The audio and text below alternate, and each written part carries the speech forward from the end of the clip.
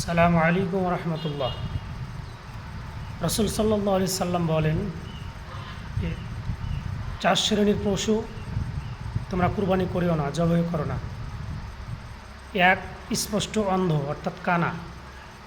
2, স্পষ্ট ল্যাংড়া, যেগুলা খোরা আমরা বলে থাকি। 3, স্পষ্ট মারিজ অর্থাৎ অসুস্থ।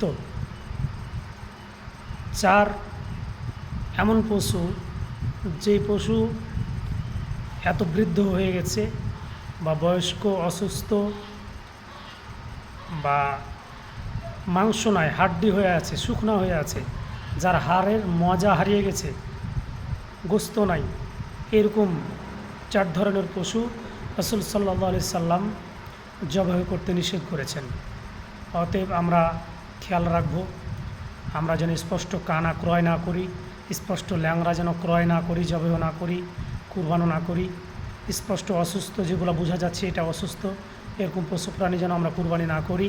এবং এমন প্রাণী এমন দুর্বল হয়ে গেছে যার গোস্তে হাড়ে কোনো মজা নেই, এরকম প্রাণী থেকে আমরা বিরত থাকি।